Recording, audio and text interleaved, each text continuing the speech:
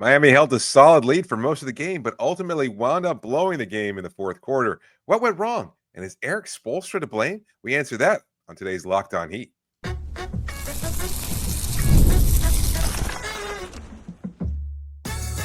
You are Locked On Heat, your daily Miami Heat podcast, part of the Locked On Podcast Network, your team every day.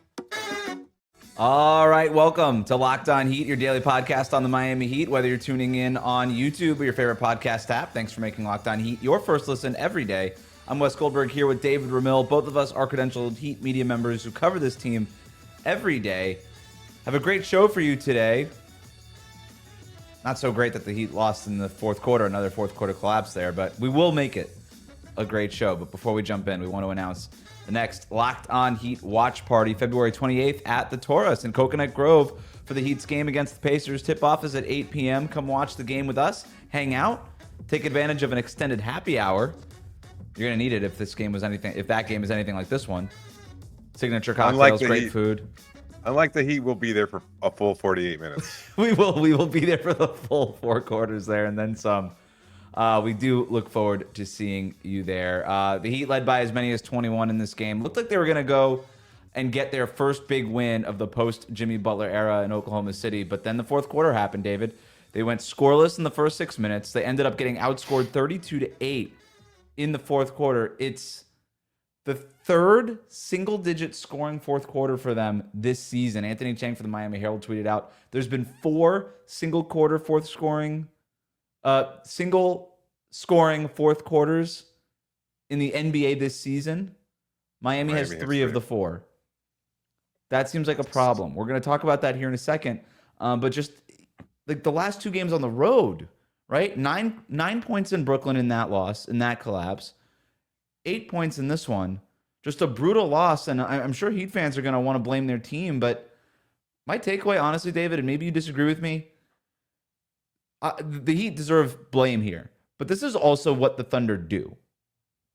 This is the top defense in the league, and it's not just stops, right? It's not forcing missed shots. It's just taking the ball away from you.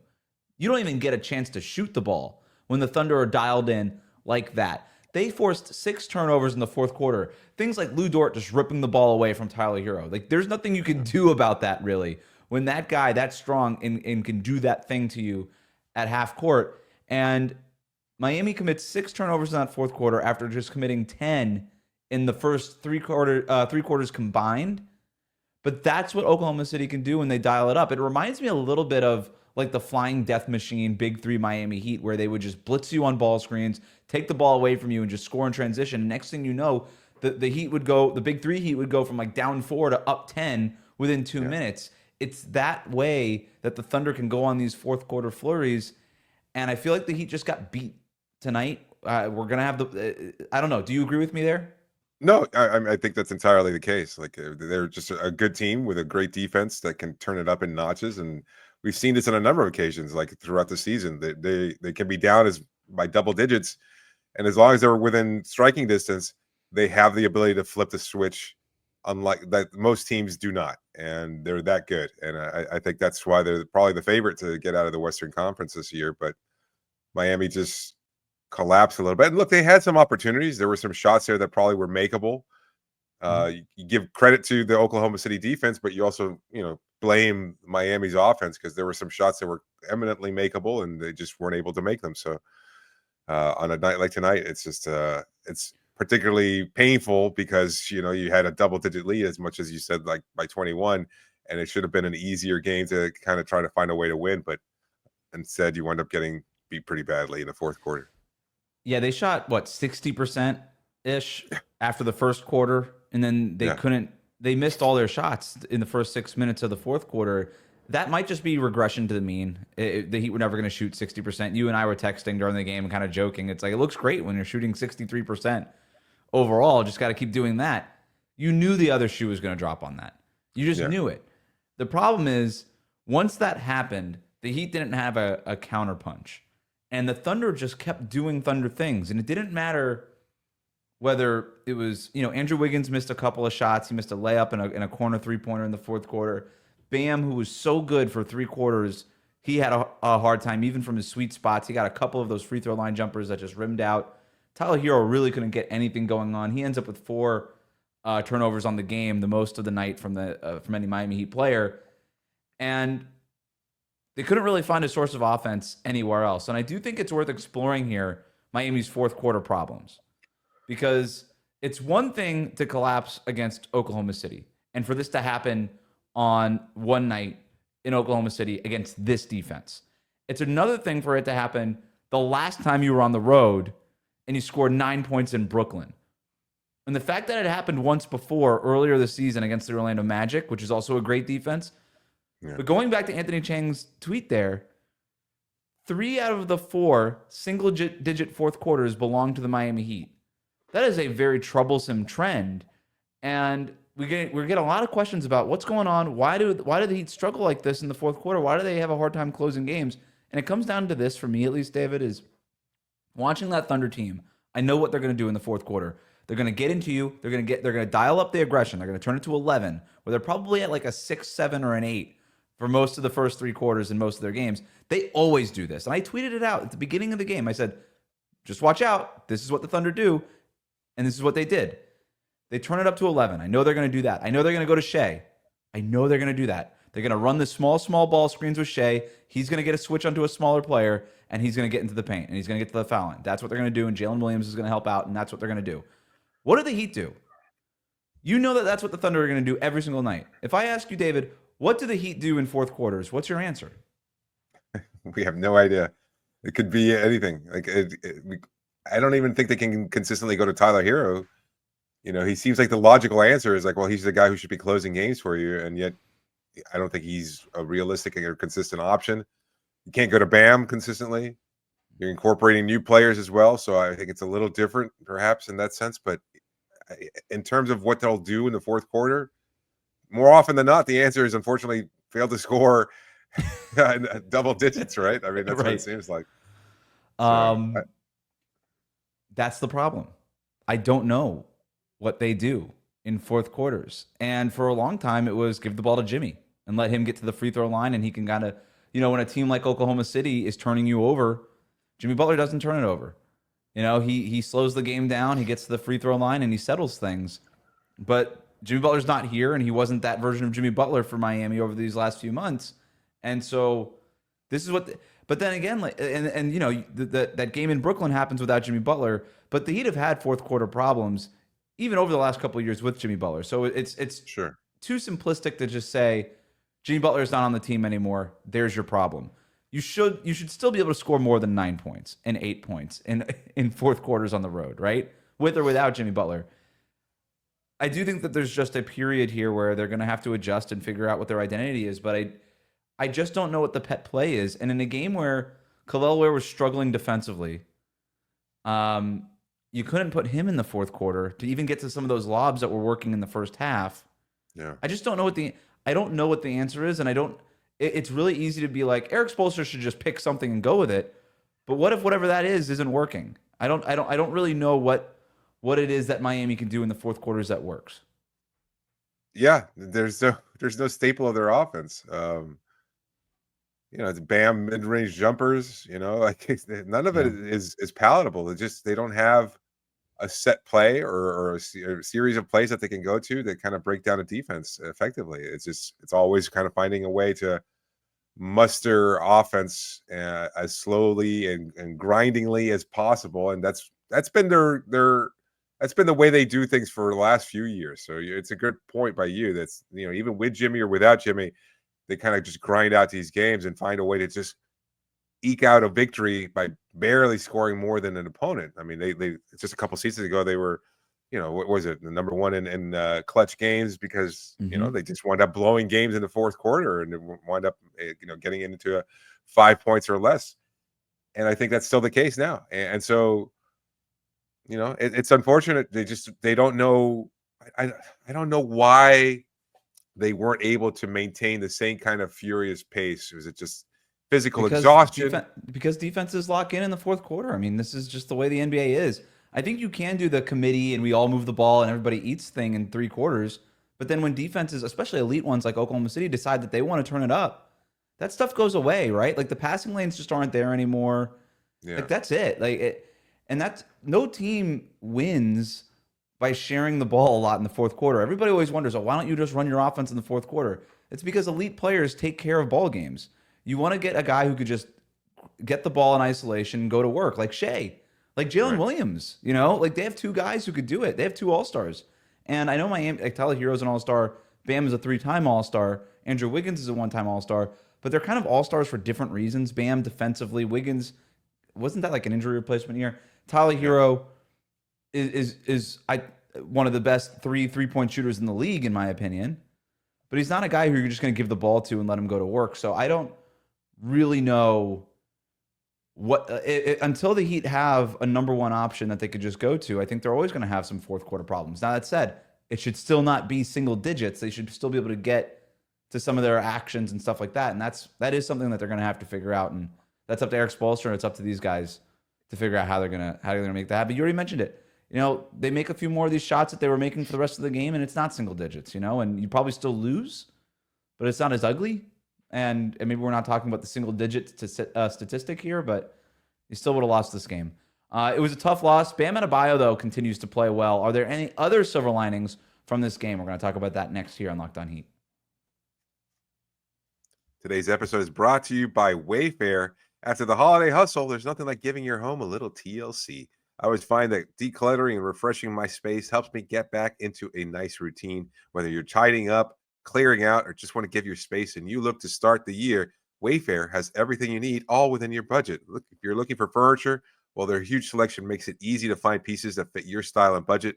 And my favorite part, the free and hassle-free delivery, even for larger items. Wayfair's site was easy to navigate, and you find everything that you need in no time at all.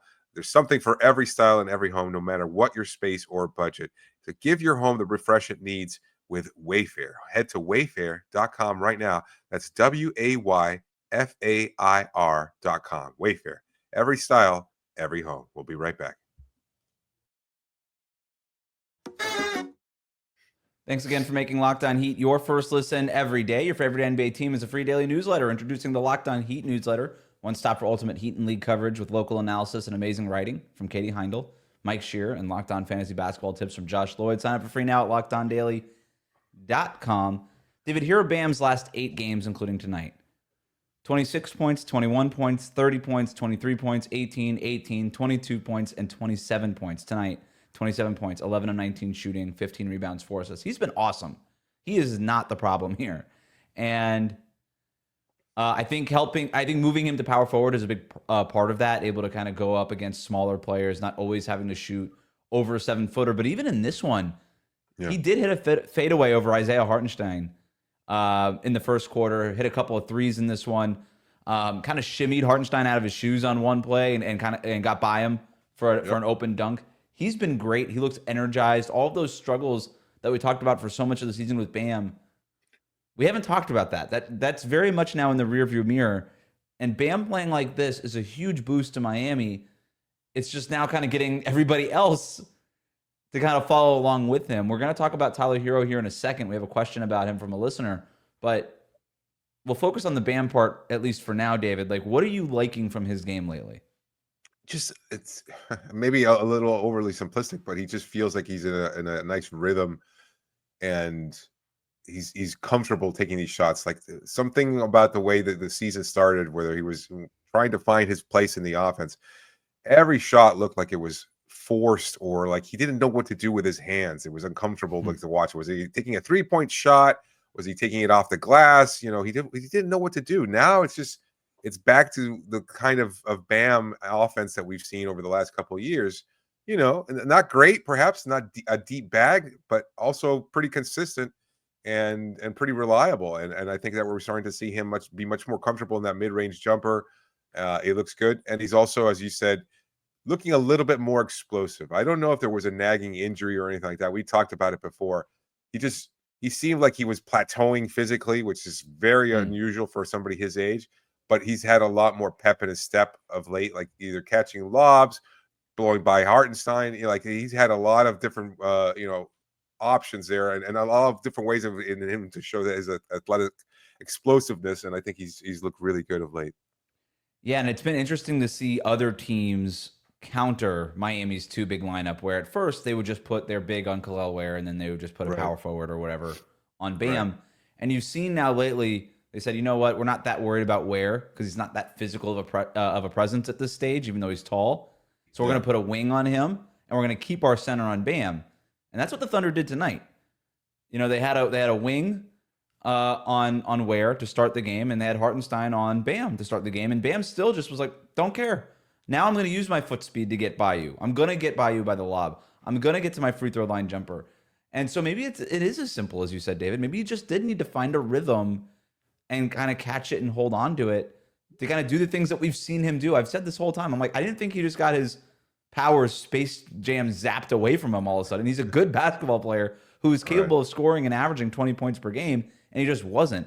But now he is. So maybe there's, okay, he's playing power forward. He's more comfortable. He's finding a rhythm. Maybe it is just another kind of regression to the mean type of thing where, it was only a matter of time before he started playing well anyway, and it kind of all coincides at the same time. His shooting percentages over the last few games, too, really stand out. 67%, 54%, 62, 59, 50, 50. He shot 35% against Boston, which isn't great. But then he got to the line 10 times. So he's making it up in other areas, even when he's not shooting well. So this version of Bam is exactly what Miami needs. And I thought he played like a star for 3/4 of this game.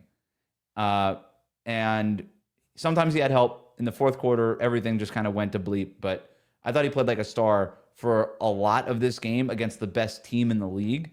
And that to me is important. And it's worth taking away. I know maybe people don't want to hear like the silver lining part of this, but that is a takeaway here, is that Bam could do it against this team for most of this game. That's important.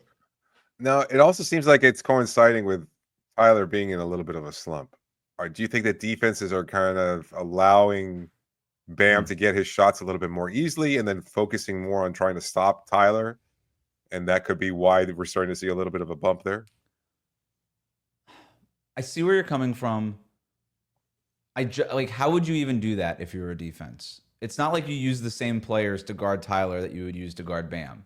You know, like if you're going to put your center on Bam, you're going to put your center on Bam. Sending less help, whatever. You just kind of let Bam get his mid-range jumper. Yeah, I think just Bam. I think Bam looks more decisive. I think you already hit on it. He knows what to do with his hands. I think that was a great way to put it. He's not fumbling around the ball and allowing the defense time to come in and double him in the post. He's just grabbing the ball, making a decision, and doing it. And I think that's probably the biggest thing with him.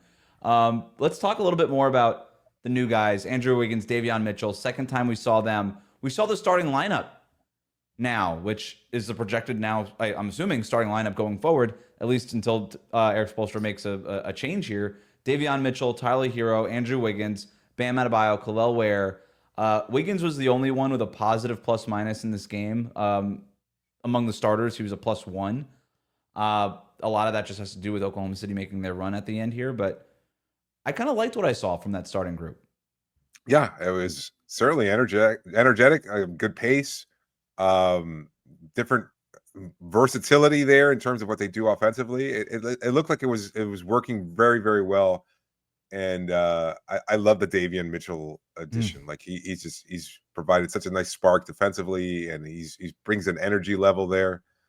I don't know why it couldn't be sustained for 48 minutes. Like, because, again, you mentioned it, defense is key on there, but like it just looks so good and so fresh. It's so exciting early on in the game, and then eventually it all just winds up falling apart. But as far as that starting lineup is concerned, it was a good balance there. I think, you had a lot of things working well. You had the Khalil Ware at the as a lob threat. He was there. Bam as a lob threat. You had Wiggins and Mitchell kind of attack, but overall, I think it was a pretty solid showing for the starting group.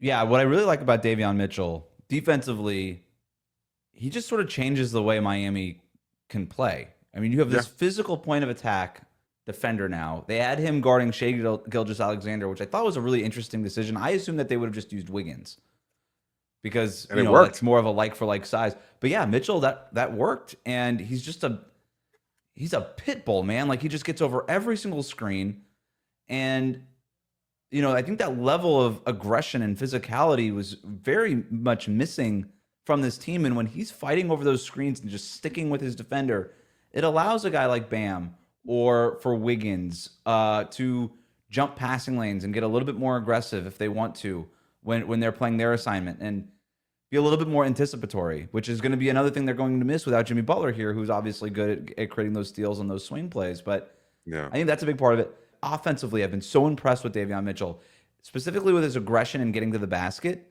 Yes. Like, he uses that same physicality and applies it to the offensive end. I know the outside jumper is not great. He goes 2 for 5 tonight from 3-point range. But I'm going to try to do math really quick here. 4 for 5 from 2-point range. 6 for 10 overall, 2 for 5 from 3. I get that? 4 for 5. Yep, nailed it. He gets to the basket, man. Like he had one play in the first half where he's got the ball in transition. He's going up for that layup, left-handed layup, holds Shai Gilgeous-Alexander off of him with his right arm, just kind of with that right elbow there. That's hard. Shai is a big, strong dude. And the fact that he was just able to hold off him in midair to score that layup, like, that's the stuff I'm really noticing. I've been really impressed with Davion Mitchell. I thought it was also a solid Andrew Wiggins game, but we do need to see him eventually pop off offensively. I don't know. He seems a little bit hesitant still. Like, he doesn't want to step on anybody's toes there. Like, I'm not sure exactly why that's the case, but hey, look, we heard it from Terry Rozier last year. You know, you're a new player acquired here. There's a process there where you have to kind of find your space and find where it is that you can go. But I think they're putting him in an opportunity to be more aggressive, like either by taking more shots or kind of working him as a hub of the offense, you know, posting him up, letting him be the guy, the decision maker to kind of make passes to the outside or find cutters in the lane there. So they're using him offensively in a way where they want him to make decisions and they want him to execute the offense a little bit more effectively, which I think it takes the ball out of Tyler's hands a little bit and kind of, you know, changes the dynamic of the offense, but it was working early on. And so you have to assume that it's going to be a staple of the offense from now on. Yeah, it's such a great call out too. I think maybe my favorite offensive play from this game was Wiggins getting the ball on the left wing, ISO, backs up Shai Gilgeous-Alexander into the left block, draws 2 defenders, 2.5 defenders, almost 3 defenders, and then kicks out to wide open Davion Mitchell for a step-in 3. And that was my favorite play. I don't mind taking the ball out of Tyler Herro's hands, but I would like to see those Wiggins post-ups lead to Tyler Herro threes in addition to Davion Mitchell threes, right? Because that's what the Heat want. They don't want Tyler Herro being a traditional point guard. They do want him running off ball and stuff. You just want him to get those shot attempts. He took 12 shot attempts tonight. You'd like to see that go up a little bit more, just 6 attempts from 3-point range. But also, Oklahoma City has like a million different defenders. Even with Kason Wallace out in this game, a million different defenders that they can use to chase Tyler Herro around. And we've seen defenses now do this, kind of face guarding Tyler and trying to prevent him from getting the ball altogether. So they do need to figure out a fix for that. Maybe it is Wiggins. Maybe it's like what LeBron says, fit out, don't fit in with Wiggins. Hey, we need you to go do your thing. But Wiggins a little bit different than Luka Doncic, I suppose. Listener questions coming up next here on Locked On Heat.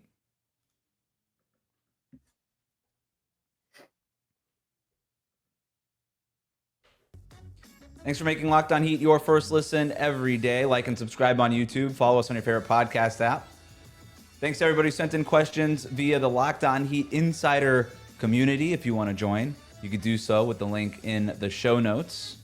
First dibs at asking these questions for the post-game show, plus a ton of other exclusive content. Andres writes in, what's up with Tyler? He hasn't been playing that great ever since he was named an All-Star. Do you think that has anything to do with it, being named an All-Star? It's interesting. I don't think it does. I honestly, my feeling is that it shouldn't have anything to do with it. But you kind of also feel like it's possible that you take your foot off the gas a little bit because you're not trying as hard to prove to everybody else that you belong or that you deserve that kind of recognition. I don't know. I don't think that's who Tyler is. I think it's something that you've talked about a lot, which is that defenses are keying on him in a way that they weren't necessarily doing so before. Like, he's had such a phenomenal season to start in terms of his production and everything else like that.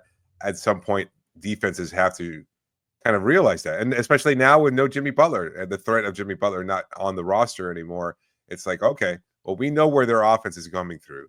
It's going to be Tyler Herro. And that being the case, you can try and stop him or limit him, challenge him in a way that makes things more difficult for him. So I don't think it's the All-Star selection. I think it's just defenses focusing on what he does. maybe those things go together. Oh my God, that guy's an all-star. We should probably defend him, right? And maybe everybody's sort of realizing that. The Heat played so well in the paint in this game, just getting into the middle of the floor. And a lot of that was Bam, where that thing has been working for Miami for the most part. Now, how do they connect those two things? How do they go from, because they were playing outside in for most of the season. And now the in part is there with Bam's resurgence and Ware being added to the starting lineup. Now, how do they connect those two things? How can they go from playing inside out? That to me is the next biggest thing. I think that's on Bam. I think it's on Wiggins with these posts up. I think it's on Ware to continue to develop as a passer, even though I don't really want him passing. I'd rather him just be finishing plays. But that's the thing with Erik Spoelstra. That's the thing that he has to figure out. How can we turn our inside game into a little bit more of an outside game and create some balance here? Which leads us to our next question from another Locked On Heat insider. What do you guys say lost us the game exactly? In my opinion, I believe the coaching needs to be better. It felt like Spo's fourth quarter adjustments came way too late. Saw a lot of stuff about Spo. We got a lot of questions about Spo. I just named this one, but if you guys are an insider who sent in a question on about Spo, this is us addressing it. I know that I always come off as the Spo apologist. I'm sure he'll find something that he could have done differently. But when I see stuff like he didn't make adjustments, I mean, what were the adjustments that he was supposed to make? I don't know. Like, I think that word gets tossed around all the time, and sometimes it just comes down to that defense dialed it up, and the Heat couldn't make a shot. Yeah, I felt like when they were making their initial run to kind of cut the lead down, that lineup probably should have not been out there as much, and so no Terry Rozier in this game, so you can't blame him. But Nico was struggling a little bit. And without Bam Adebayo out there, I think like you got to give him a rest. I get it, but at the same time, like you also need him to be the guy who can carry this team defensively and offensively on occasion too. And without him out there, I felt like that's probably where they wound up blowing their lead the most, was with Bam off the court. So I don't know. Could you have played him more minutes? Probably don't want to do that. You probably don't want to go there already, at this point in the season. But I don't know. 35 minutes in this one, team high, 35 minutes. Yeah. So it's not like he was sitting out for much of it, but it felt like a difference maker there. Other than that, I don't know what else Spo could have done differently. Like, I don't think that he could have tweaked anything. I don't think he could have changed anything in such a dramatic degree that it would have wound up ensuring a victory. Yeah, I mean, the Bam thing's an interesting point because Shea plays 38 minutes tonight for Oklahoma City, and as they're trying to come back from this game. So maybe there was an opportunity, play Bam an extra 3 minutes. Maybe you're able to stymie that run a little bit from Oklahoma City, and that's a difference maker there. Bam is a hub on offense even. Like, maybe that helps limit some of the turnovers. I don't really know what it is that Erik Spoelstra was supposed to do there. But I know I always come off again as a Spo apologist. I have to go back and really watch that fourth quarter again, just like Erik Spoelstra is going to have to do to figure it out, because I see this word adjustments tossed around all the time. And I'm like, I don't know what they were supposed to do dramatically different. It's not like you're going to just suddenly pull out a new coverage, especially if that coverage was working for 3 quarters. It's not like you're going to pull out a new offense when your offense was working for 3 quarters and you have this other one just ready to go. The lineup thing I think is fair, right? It was a rough game for Nico, although I thought defensively he was pretty good. So I know he went 2 for 8 from 3-point range. He missed his first 6, I think. Yeah. I thought defensively he was really solid. So I didn't mind him being in at the end there. I think he probably could have went to Alec Burks a little bit earlier in the fourth quarter. Wow. Because of his shot making, as opposed to, there's Pelle Larsson minutes here and there. I love Pelle Larsson. Don't know why he played late in this game. So yeah, maybe that's it. No, let's go to our next question. No Jaime either. I mean, he was available. No Jaime. Right? Tough to know if that was another stomach bug. All these guys were dealing with stomach bugs. Tyler Herro, Jaime, Duncan Robinson, and Terry Rozier. Rozier and Duncan didn't play because of it. And then Tyler Herro and Jaime had the stomach bug, stayed home from the team flight because of the stomach bug, and then met them on the road ahead of this game. So I don't know if not having Jaime in there was just that he was still recovering from the stomach bug while Tyler Herro felt like he was ready to go. So maybe that's all it was, but we would need more information on that. One last question here. Is it time to tweak the rotation? That one coming from A. Lamas, Locked On Heat Insider. I mean, they just did. They've just what other changes would you like them to make? It's considering they've got 2 new starters in there, and I don't know what else you could do differently. I think Spo's still trying to figure it out. You've got 2 new starters. You're gonna have to adjust the rotation a little bit and try to find your balance there. But it's just been 2 games here, and you're missing players in and out of the lineup. You know, with no Terry Rozier, no Duncan Robinson. Before that, it was no Jaime, no Tyler Herro. So it's you're kind of just still trying to figure out who to play alongside whom. And as far as the starting group, I think you're right that this is probably going to be it moving forward with Mitchell and Herro in your backcourt there. So I don't know what other changes can be made to this lineup that could fix anything. Yeah, I didn't mind the rotation tonight, right? Like Nikola Jovic didn't play some wild minutes at small forward like he did against Boston. He was just the third big. Comes in for one of Haywood Highsmith played. That was big off the bench for Andrew Wiggins, which just intuitively makes a lot of sense. Your 2 best wing defenders, always having one of them out there on the court. That makes a lot of sense. And then if you have Duncan Robinson, I'm assuming he takes the Alec Burks minutes, and you're rotating between your 3 guards. The one thing I had a question, Pelle Larsson playing 7.5 minutes. Now, I don't know if that was just because Wiggins got into some early foul trouble, that maybe Wiggins would have been in instead, but he still played 34 minutes in this game. No Kyle Anderson. It was a rough debut for him. I get it. He's an NBA player. I'm a little confused why we didn't see Kyle Anderson. Maybe you get him out there a little bit more. Maybe that was just because Oklahoma City is so fast that maybe Spo just felt Pelle Larsson could keep up with that pace versus somebody like Kyle Anderson, whose nickname is Slow-Mo. So maybe that's as simple as it is. And maybe those are just ends up being Jaime Jaquez's minutes when he's healthy. Maybe that's a possibility too. That'll do it for us today. Thanks for making Locked On Heat your first listen every day. Like, comment, and subscribe on YouTube. Follow us on your favorite podcast app.